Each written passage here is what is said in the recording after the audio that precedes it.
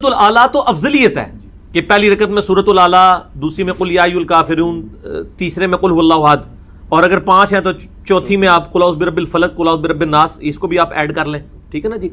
مسئلہ جو ہے نا وہ نہیں ہے۔ اسی طریقے سے جو وطر کے بعد والی 2 رکھتے ہیں اس میں سنت کیا ہے؟ مسند احمد میں اذا زلزلت الارض زلزالھا، اور دوسری میں قل یا ایھا الکافرون، وہ کسی کو یاد نہیں، کوئی مسئلہ نہیں ہے۔ اس طرح صحیح بخاری میں آتا ہے کہ اور صحیح مسلم میں کہ اما عائشہ رضی اللہ تعالیٰ عنہا و سلام اللہ علیہا کہتی ہیں کہ نبی علیہ السلام فجر کی جو 2 سنتیں تھیں نا، اس میں پہلی رکعت میں قل یا ایھا الکافرون، دوسری میں قل ھو اللہ احد پڑھتے تھے آپ۔ اسی طریقے سے صحیح مسلم میں آتا ہے کہ آپ صلی اللہ علیہ وسلم جو طواف کے نوافل تھے ان میں بھی پہلی میں قل یا ایھا الکافرون پڑھتے تھے، دوسری میں قل ھو اللہ احد۔ کیوں؟ پورا دین ہے اس کے اندر، لا الہ قل یا ایھا الکافرون میں ہے، اور الا اللہ سورہ اخلاص میں ہے، وہاں سارے بتوں کی نفی اور سورہ اخلاص میں اللہ کی وحدانیت۔ تو توحید کا یہ بیسیکلی نمونہ ہوتا تھا۔ تو اس لیے جتنی سنتیں ہیں نا، اس میں افضل ہے کہ آپ ہر سنت میں، چاہے وہ زور کی 4 سنتے ہیں وہ بھی 2 کر کے پڑھیں تو افضل ہے۔ کوشش کریں کہ پہلی رکعت میں قل یا ایھا الکافرون، دوسری میں قل ھو اللہ احد پڑھیں، یہ افضل ہے، آپ کو محبوب ہے صلی اللہ علیہ وآلہ وسلم۔ ابھی دعائے قنوت یاد نہیں تو کیا 3 دفعہ کل سورہ نہیں اخلاص سورہ اخلاص کا تو تعلق دیکھیں، یہ لوگ اکثر سوال بھی پوچھتے ہیں، ان سے پوچھیں میرے بھائیو، سورہ اخلاص دعا تو نہیں ہے، دعا کی جگہ دعا ہی لے گی، یہ پبلک میں مشہور ہے، میں نے کئی دفعہ بتایا ہے، مسئلہ 130 میرا وطر پہ، اس میں بھی میں نے بتایا ہے کہ جس کو دعائے قنوت یاد نہیں اس کی جگہ اور دعا پڑھے۔ اور سب سے بیسٹ دعا بخاری مسلم میں آئی ہے، ربنا آتنا فی الدنیا حسنہ وفی الآخرۃ حسنۃ وقنا عذاب النار۔ بخاری اور مسلم میں موجود ہے، انس بن مالک کہتے ہیں کہ نبی علیہ السلام کوئی اور دعائیں مانگے نہ مانگے، یہ دعا ضرور مانگا کرتے تھے نماز کے بعد۔ نماز میں تشہد میں بھی مانگ سکتے ہیں، جو آپ کا یہ قنوت وطر میں دعائے قنوت یاد نہیں ہے، آپ یہ دعا پڑھیں۔ اور دعائے قنوت بہتر ہے کہ اس کو یاد کریں۔ دعائے قنوت اگر کسی کو یاد نہیں تو اس کا یہ مطلب نہیں کہ اس کے وطر نہیں ہوں گے، وہ ایک موقع ہے دعا کرنے کا۔ اور دعائے قنوت کے بعد دروشی بھی پڑھنا ہوتا ہے، ٹھیک ہے نا، دعائے قنوت کے بعد دروشی پڑھنا بھی سنت ہے۔ نماز جنازہ میں بھی دروشی سنت ہے، عام نماز میں بھی، اور وطر میں دعائے قنوت کے بعد تو آپ دروشی بھی پڑھیں، اور ربنا آتنا فی الدنیا پڑھ لیں، رب اجعلنی پڑھ لیں، کوئی سی دعا پڑھ لیں، آپ کی دعائے قنوت کا ایکویلنٹ ہو جائے گی۔ اس میں یہ نہیں ہے کہ دعائے قنوت ہی پڑھنے سے نماز ہوگی، افضل تو وہی ہے، ٹھیک ہو گیا۔ بل یہاں پر میں 3 وظیفے ایسے بتاؤں گا انشاءاللہ جو ٹاپ آف دا لسٹ 3 وظائف ہیں۔ لا الہ الا انت سبحانک انی کنت من الظالمین کا۔ لیکن اس سے پہلے میں ایک امپورٹنٹ بات کروں دعا کے حوالے سے، کہ دعا کی قبولیت کا ایک پروٹوکول بھی ہے۔ ویسے تو آپ مسئلہ 82 دیکھیں گے، اس میں نے اور باتیں بھی کی ہیں، ٹاپک دوسری طرف چلا جائے گا، لیکن انصاف ہے کہ میں اس چیز کو بھی ایڈریس کروں۔ جامعہ ترمذی میں صحیح سند کے ساتھ یہ حدیث موجود ہے، انٹرنیشنل نمبر کے مطابق 593 نمبر حدیث ہے، اور یہ حدیث مشکات میں آپ کو پہلی جلد میں درود شریف والے چیپٹر میں بھی مل جائے گی۔ اور مشکات کو میں نے ڈکلیئر کیا ہے، مشکات از دا انسائکلوپیڈیا آف حدیث، یعنی آپ کو جتنی حدیثیں اسکیٹرڈ فارم میں ملیں گی کتب 6 اور اس سے بھی باہر 13 کتابوں میں، مشکات میں آپ کو مل جائے گی۔ میں نے اسی لیے مشکات پہ پورا لیکچر ریکارڈ کروا دیا ہے، مسئلہ نمبر 111B کے عنوان سے مشکات المصابیح کا مکمل تعارف، وہ ضرور دیکھیں۔ یعنی مشکات 3 جلدوں میں آپ لے لیں تو انسائکلوپیڈیا آف حدیث آپ کے پاس آ گیا۔ 6294 احادیث ہیں، اور اس میں چونکہ احادیث کی تکرار نہیں ہے تو کتب 6 اس کے علاوہ بھی 12-13 کتابیں جو ہیں اس میں کور ہیں، اس میں بھی یہ حدیث موجود ہے۔ جامعہ ترمذی میں انٹرنیشنل نمبر کے مطابق 593 نمبر۔ سیدنا عبداللہ ابن مسعود رضی اللہ تعالیٰ عنہ کہتے ہیں کہ ایک دفعہ میں آپ صلی اللہ علیہ وسلم کی موجودگی میں نماز پڑھ رہا تھا، اور سیدنا ابو بکر اور عمر رضی اللہ تعالی عنہما وعلیہم السلام وہ بھی وہاں پہ موجود تھے۔ میں نماز کے جب یعنی کہ تشہد میں بیٹھا، میں نے اللہ کی حمد کی، التحیات للہ والصلوات والطیبات، اس کے بعد درود پڑھا، اور اس کے بعد میں نے دعا مانگنا شروع کی تو آپ صلی اللہ علیہ وسلم نے ارشاد فرمایا، سل تعطا سل تعطا، مانگ تجھے دیا جائے گا، مانگ تجھے دیا جائے گا۔ یعنی جو درود شریف اور ذکر کے ذریعے متوجہ ہوتا ہے، اللہ تعالیٰ اس کی دعا قبول کرتا ہے۔ اور پھر ابن مسعود ادھر ہی روایت کرتے ہیں، ساتھ ہی جامعہ ترمذی میں دوسری حدیث ہے صحیح سند کے ساتھ، کہ ایک شخص آیا، اس نے جو ہے وہ نماز کے دوران حمد و درود کے بغیر ڈائریکٹ اللہ سے مانگنا شروع کر دیا۔ تو جب وہ فارغ ہوا، آپ صلی اللہ علیہ وسلم نے اسے بلا کر کہا کہ سائل تو نے مانگنے میں جلدی کی، تجھے چاہیے کہ جب دعا مانگنے لگے پہلے اللہ کی حمد بیان کر، پھر مجھ پر درود پڑھ، اور پھر اللہ کی طرف متوجہ ہو۔ اور اس حدیث میں آتا ہے کہ ایک اور شخص آیا، یعنی ابن مسعود وہ خود تھے، اور اس نے اللہ کی حمد اور درود کے ذریعے دعا مانگی تو آپ صلی اللہ علیہ وسلم فرمایا، سل تعطا سل تعطا، مانگ تجھے دیا جائے گا، مانگ تجھے دیا جائے گا۔ درود شریف پہ میں الگ سے بھی لیکچر دے چکا ہوں، مسئلہ نمبر 56 کے عنوان سے 2 گھنٹے کی گفتگو ہے۔ درود شریف کے صحیح فضائل اور صحیح احکام و مسائل بڑی ڈیٹیل کے ساتھ ہر اینگل سے درود شریف کے حوالے سے آپ کو وہ سمجھ لیں کہ انسائکلوپیڈیا ہے وہ لیکچر، مسئلہ نمبر 56 اہل سنت پاک .com پہ۔ تو دعا کے لیے حمد اور درود شریف ضروری، اس لیے دیکھیں نماز کی انٹلیکچوئل ترتیب ہے، آپ پہلے دعا کرتے ہیں التحیات للہ والصلوات والطیبات، اللہ کی حمد کرتے ہیں، پھر نبی صلی اللہ علیہ وسلم پر سلام عرض کرتے ہیں السلام علیکہ ایھا النبی، اس کے بعد آپ درود پڑھتے ہیں اور اینڈ پہ آپ دعا مانگتے ہیں اللہم انی اعوذ بک من عذاب جہنم ومن عذاب القبر ومن فتنة المحیا والممات ومن شر فتنة المسیح الدجال، یا اللہم ربنا آتنا فی الدنیا حسنة وفی الآخرة حسنة وقنا عذاب النار، یا رب اجعلنی مقیم الصلاة ومن ذریتی ربنا وتقبل دعائی ربنا اغفر لی ولوالدی وللمؤمنین یوم یقوم الحساب۔ کوئی بھی دعائیں مانگیں، یہ بھی مانگیں جو میں وظائف بتا رہا ہوں، کیونکہ بخاری اور مسلم کی متفق علیہ حدیث ہے۔ مشکات میں آپ کو تشہد والے چیپٹر میں حدیث مل جائے گی کہ نماز میں تشہد میں درود کے بعد جو چاہو اپنے رب سے مانگو، یعنی عربی میں مانگنا ہوگا، دعائیں مانگیں، دعائیں معصورہ کتاب السنت میں جتنی ہیں وہ مانگیں، اس کے علاوہ بھی مانگ سکتے ہیں اگر الفاظ درست ہوں لیکن عربی زبان میں۔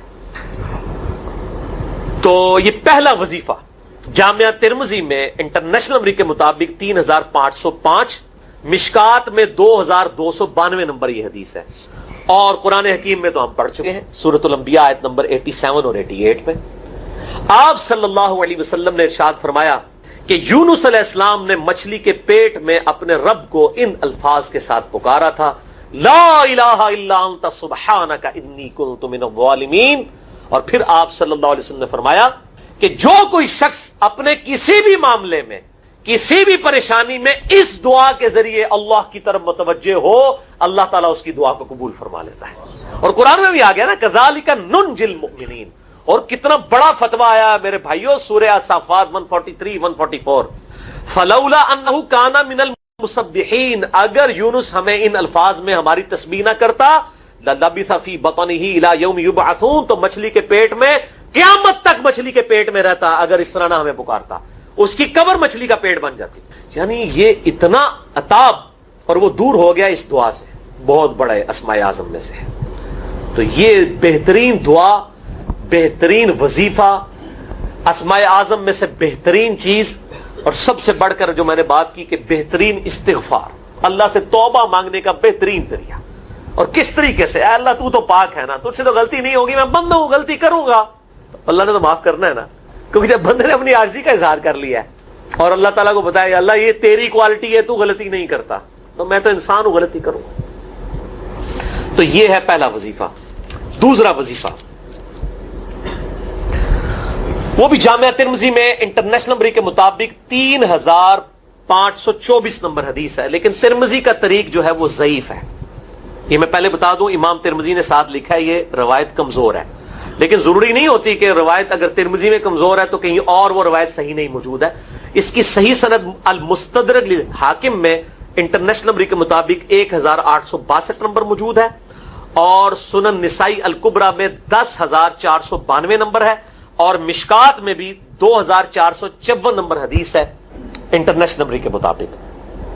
تو صحیح سند المستدرک للحاکم اور سنن نسائی الکبریٰ کے اندر موجود ہے، اور وہ وظیفہ ہے انس ابن مالک کہتے ہیں اور سعد ابن ابی وقاص کہتے ہیں رضی اللہ تعالی عنہما وعلیہم السلام کہ آپ صلی اللہ علیہ وسلم کو جب کبھی کوئی تکلیف یا پریشانی پہنچتی تو آپ صلی اللہ علیہ وآلہ وسلم ہمیشہ ان الفاظ میں اپنے رب کو پکارا کرتے ہیں یا حی یا قیوم برحمتک استغیث، اے خود سے زندہ ہر چیز کو تھامنے والے، میں تیری رحمت کے ساتھ تیری مدد کا سوال کرتا ہوں۔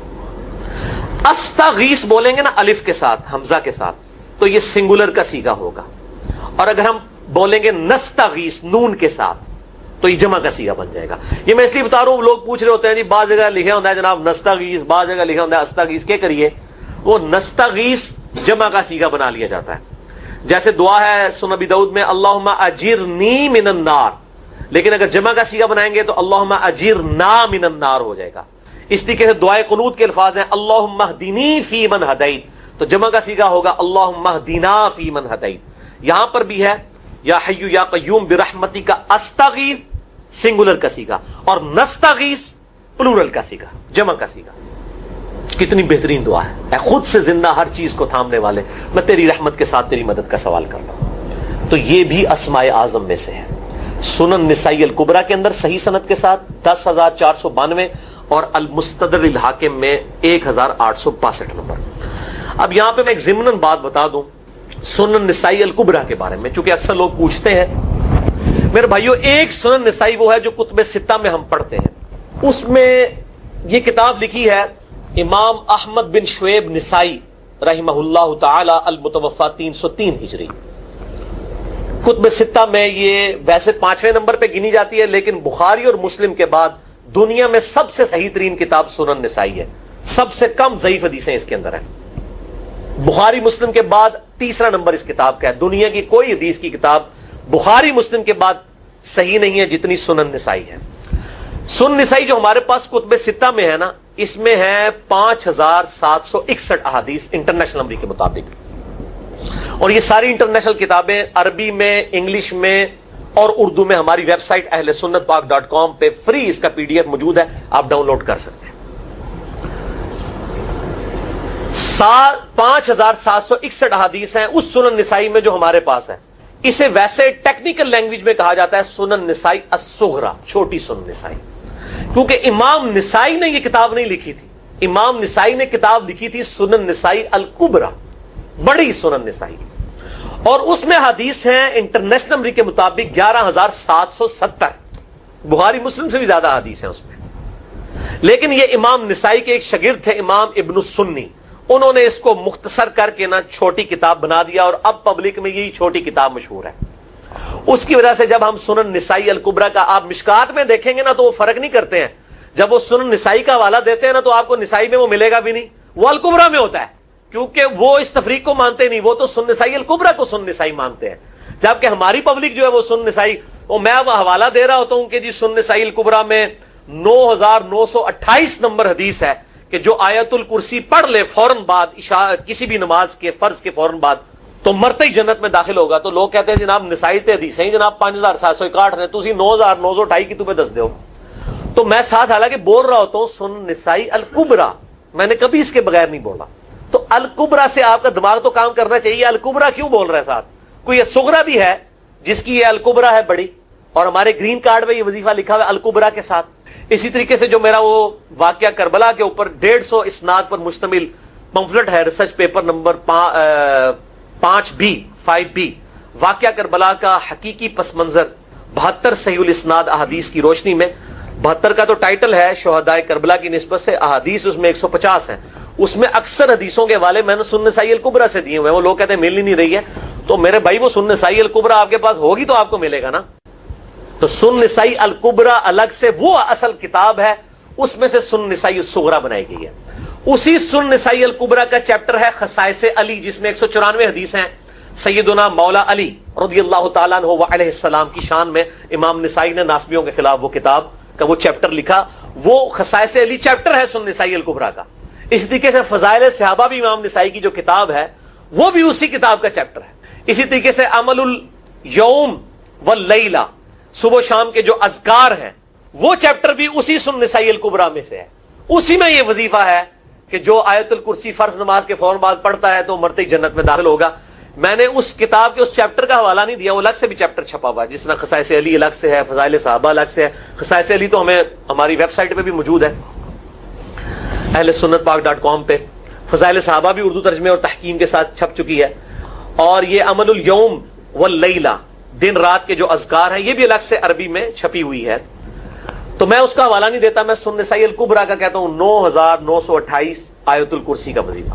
تو یہ سنن نسائی الکبریٰ کا میں نے حوالہ دیا ہے یا حی یا قیوم برحمتک استغیث 10,492 صحیح طریقہ ہے. بعض اوقات کسی ایک کتاب میں ضعیف، ترمذی کا اس کا طریق جو ہے وہ ضعیف ہے. سنن نسائی الکبریٰ اور المستدرک للحاکم کا طریق جو ہے وہ بالکل صحیح ہے. جس طریقے سے سنن ابی داؤد اور سنن ابن ماجہ میں کتاب النکاح چیپٹر میں حدیث ہے، اگر میں سجدہ جائز سمجھتا تو بیویوں کو کہتا کہ اپنے خامدوں کو سجدہ کریں اس حق کے سبب جو اللہ نے ان کو دیا ہے. تو ابو داؤد اور ابن ماجہ کی روایت ضعیف ہے. اس میں شریک القاضی مدلس ہیں اور ان سے روایت کر رہے ہیں، اور مدلس کی ان والی روایت سما کی تصریح کے بغیر ضعیف ہوتی ہے.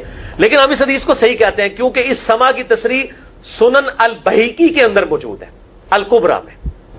تو ہم پھر اس کی بنیاد پہ کہتے ہیں چونکہ وہاں پر صحیح لہذا اس کو ہم کہتے ہیں شواہد کی بنیاد پہ صحیح. یہ میں آپ کو ٹیکنیکل چیزیں بتا رہا ہوں. یہ وہ چیزیں جو آپ کے کئی وہ جو بڑے بڑے علماء پڑھ کے فارغ ہوتے ہیں ان کو بھی یہ باتیں نہیں پتا ہوتی ہیں. وہ کہتے ہیں جناب آپ کتوں پڑھے ہو, اور میں کہنا بھائی میرے آئنسٹائن تے نیوٹن کو کسی مدرسے تو پڑھنے کی ضرورت نہیں ہوتی. نیوٹن 8ویں کلاس ہی نسیا ہوا ہے.